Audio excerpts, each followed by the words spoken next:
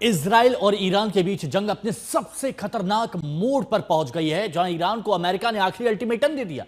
Iran या तो समझौता कर एटमी प्लान को छोड़े या पूरी तरह से तबाह होने को तैयार रहे। एक बड़ी खबर आपको बताते हैं, हालात कितने खतरनाक हैं इसका अंदाजा इसी बात से लगाया जा सकता है कि अमेरिका के राष्ट्रपति डोनाल्ड ट्रंप कनाडा में हो रहे G7 सम्मेलन को बीच में ही छोड़कर आज रात अमेरिका वापस लौट रहे हैं।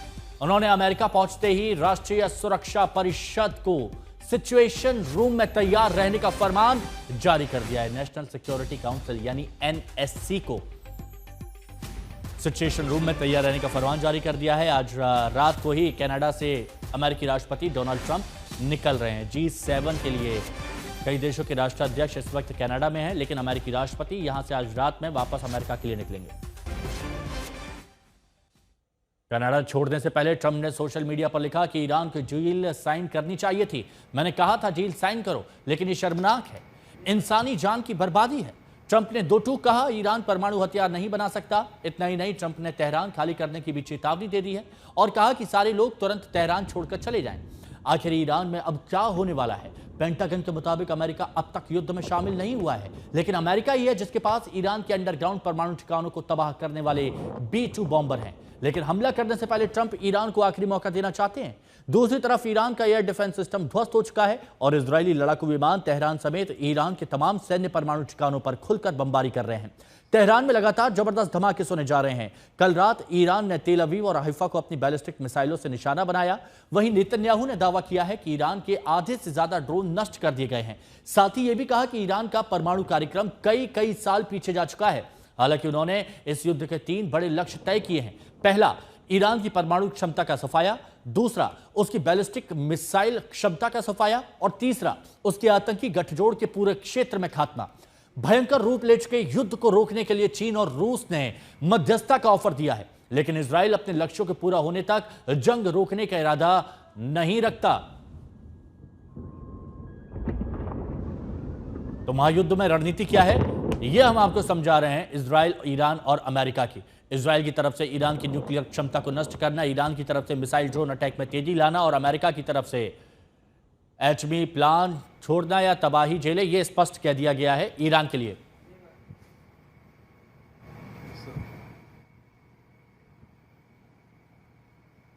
और इस वक्त तेहरान से पत्रकार जुड़ चुके हैं, खनम जहरा जैदी साहब। जैदी साहब, देखा गया है जोरदार हमला हो रहा है इजराइल और ईरान की तरफ से। G7 की तरफ से अब एक साझा बयान भी जारी कर दिया गया है, लेकिन क्या लगता है कि G7 देशों के साझा बयान के बाद भी कोई असर दिखेगा, कोई नरमी आएगी दोनों देशों में?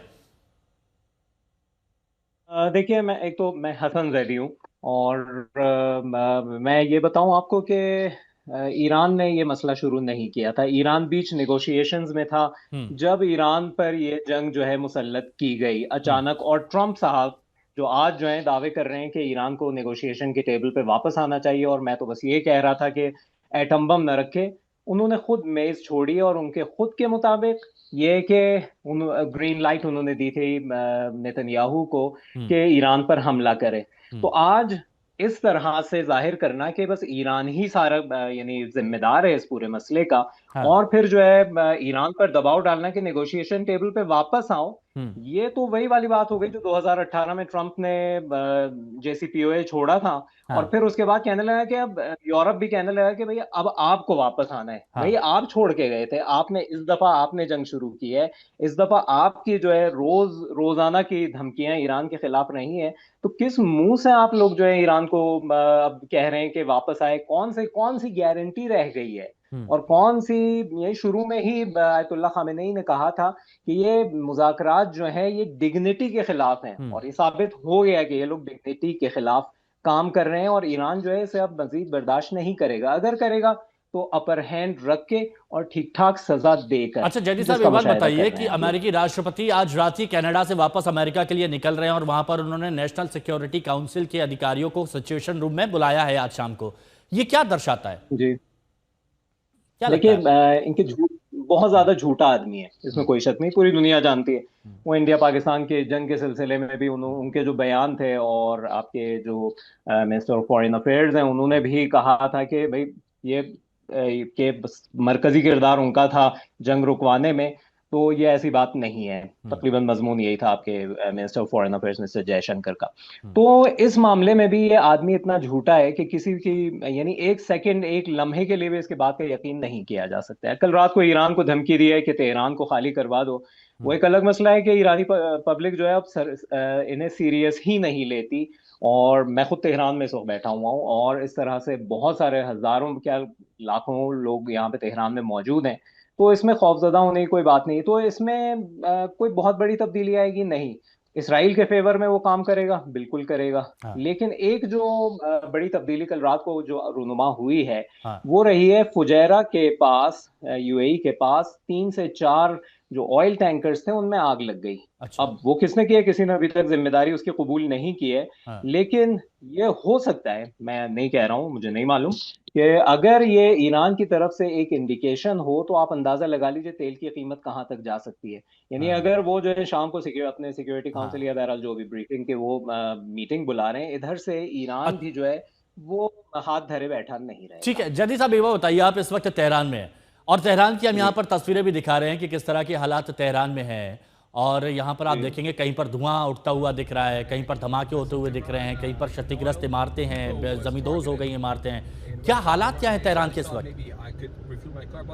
देखिए तेहरान वालों को, ईरान वालों को शुरू से ही इसराइल ने पहले तो नेतन्याहू का एक वो भी आपने देखा होगा, ट्वीट देखा होगा कि हमें ईरानी अवाम से कोई सरोकार नहीं है और जो है हम सिर्फ जो है वो गवर्नमेंट एसेट्स को मारने जा रहे हैं। तो वो जो पाइपलाइन जिस पर नर्दर्न तेहरान में वार किया गया और वहां पे मिसाइल या जो भी बहरहाल बॉम्ब था मारा गया और उसके नतीजे में पाइप फटा, तो पानी के ऊपर लिखा हुआ था कि ये Islamic Republic of government of Islamic Republic of Iran का पानी है और इसका अवाम से कोई ताल्लुक नहीं है।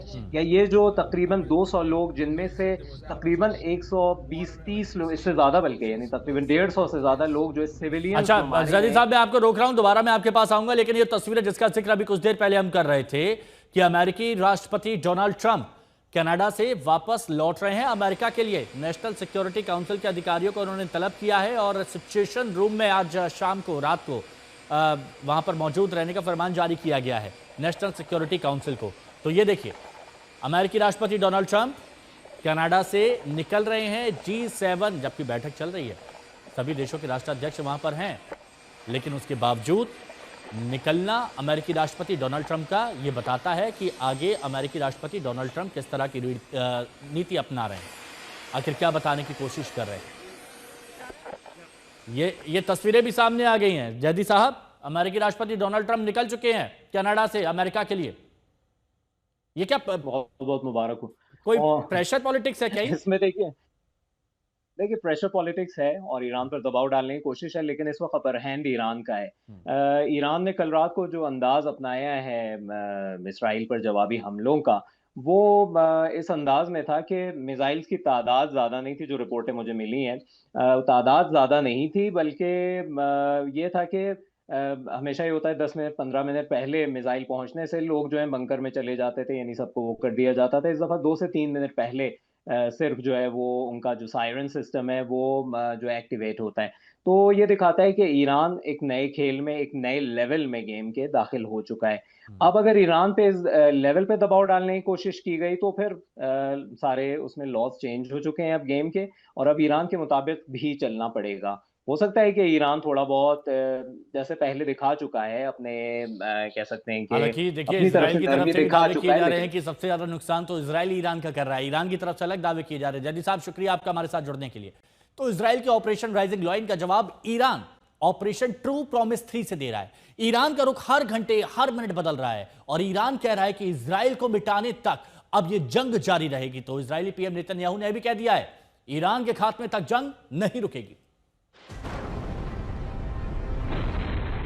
इजराइल और ईरान में अब जंग और विध्वंसक हो रही है। इजराइल चुन चुन कर ईरान के टॉप कमांडरों को मार रहा है और ईरान बैलिस्टिक मिसाइलों से इजराइल के शहरों पर हमले कर रहा है। इजराइल ने ईरान के परमाणु ठिकानों, तेल गैस डिपो को उड़ाया। ईरान ने इजराइल के शहरों को कब्रिस्तान बना डाला, रिफाइनरी सेंटर पर बम मारा। इजराइल का operation rising lion versus Iran का ऑपरेशन ट्रू प्रॉमिस 3।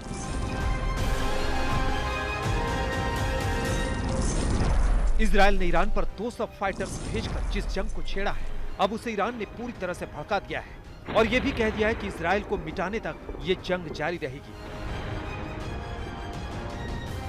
आपको बता दें कि ईरान के ऑपरेशन ट्रू प्रॉमिस 3 का मतलब यही है, अंतिम न्याय का आखिरी दिन, यानी न्याय और प्रतिशोध।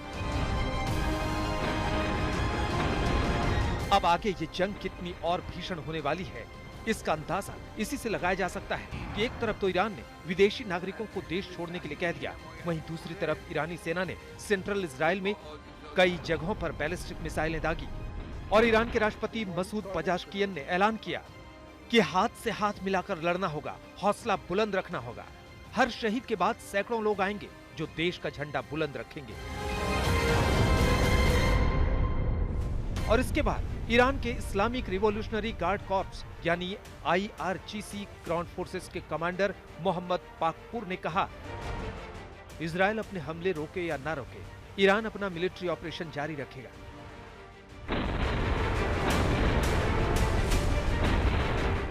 और फिर ईरान ने इजराइल पर 100 से ज्यादा बैलिस्टिक मिसाइलें दागी। इजराइल के तेल अवीव, हाइफा, यरूशलेम में तबाही मचा दी। इजराइल को इस हमले की उम्मीद भी नहीं रही होगी। उसने इजराइल की मिसाइलों को कम आकार या उसे अपने air defence system Iron Domes पर जरूरत से ज्यादा भरोसा था, लेकिन ईरान ने इजराइल के एयर डिफेंस सिस्टम को भी भेद डाला। इजराइल पर ईरान का ये अब तक का सबसे बड़ा हमला है। ईरान ने तड़के तेल अवीव और हाइफा पर मिसाइलों की बरसात कर दी। इस हमले में कई मकान तबाह हो गए। भीषण आग के चलते बचाव टीम के लिए इमारतों तक पहुंचना मुश्किल हो गया। ईरान ने अपनी 3 सबसे घातक मिसाइलों का इस्तेमाल पहली बार किया, इमाद, घादिर और खैबर शेकर। आपको बता दें कि बैलिस्टिक मिसाइल इमाद की रेंज 1700 किलोमीटर है, घादिर की रेंज 300 से 2000 किलोमीटर और खैबर शेकन की रेंज लगभग 1450 किलोमीटर है।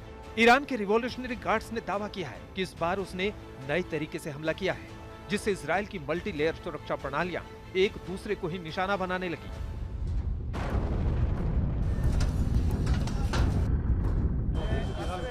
ईरान के इस हमले के बाद इजराइल के प्रधानमंत्री नेतन्याहू ने एक सनसनीखेज दावा किया। जी हां, नेतन्याहू ने कहा कि ईरान की एक मिसाइल उनके बेडरूम की खिड़की पर आ गिरी।